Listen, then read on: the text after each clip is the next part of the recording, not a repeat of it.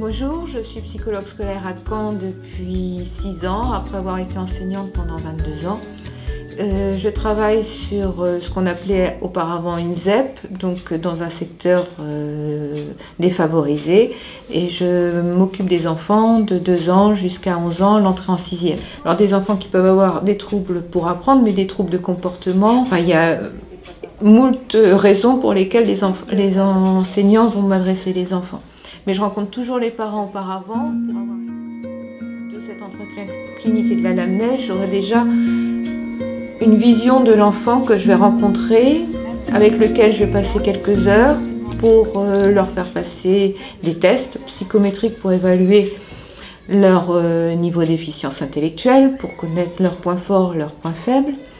À partir de là, quand j'estime avoir déjà une bonne compréhension de l'enfant, j'en fais part aux enseignants pour leur donner des outils pédagogiques pour adapter l'enseignement aux difficultés de cet enfant-là et à ce qu'il est capable de donner en classe. Et je rencontre les parents pour leur donner des conseils ou au niveau éducatif, mais aussi pour des fois demander à ce qu'une prise en charge pédopsychiatrique soit mise en place ou une prise en charge orthophonique.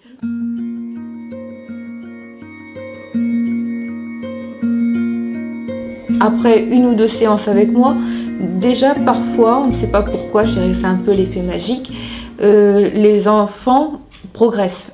Alors ça, c'est le miracle qui fait que simplement on a donné un peu d'estime de soi à l'enfant, c'est-à-dire qu'on l'a reconnu comme étant un être particulier qui a des choses à dire, et ne serait-ce que cette étape-là déjà permet à l'enfant de reprendre confiance en lui et de rentrer dans les apprentissages. Mais ça, je dirais que c'est rare. Il n'y a pas que ça, parce que malheureusement, les enfants dont je m'occupe sont des enfants qui ont beaucoup plus de difficultés que simplement un problème d'estime de soi.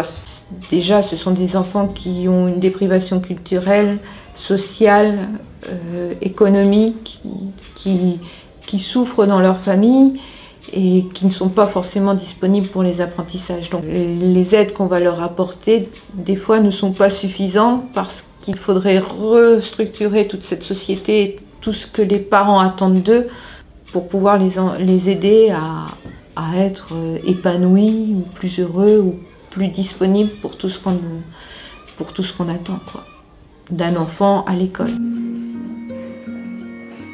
Tu as vu les beaux dessins que je fais ? Enfin, ce qui est intéressant dans mon travail, c'est de comprendre pourquoi ces enfants, ce que nous apprennent en fait, ces enfants qui n'apprennent pas. Et tout enfant que je vois m'apprend quelque chose sur pourquoi ils n'apprennent pas.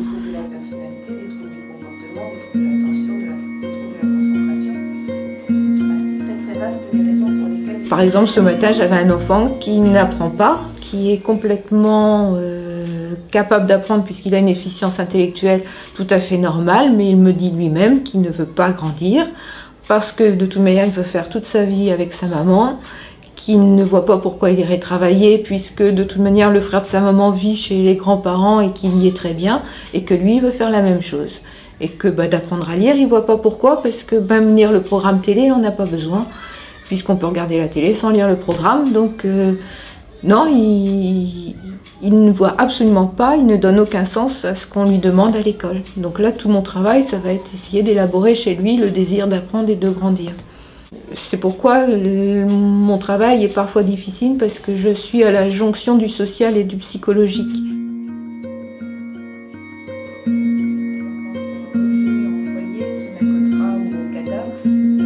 On n'arrive pas à comprendre, mais les enfants disposent de moins en moins de mémoire.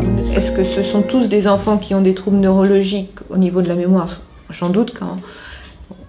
Est-ce que c'est simplement psychologique parce que à quoi servent les souvenirs? Qu'est-ce qu'on peut mettre dans ces souvenirs?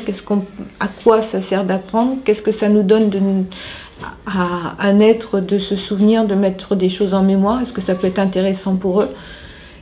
Est-ce que réinvestir quelque chose, c'est quelque chose que les enfants ne savent pas faire? Et puis peut-être aussi une absence de stimulation quand ils ont été petits, qui fait que la mémoire ne s'est pas développée comme chez les autres enfants. Et de ce fait-là,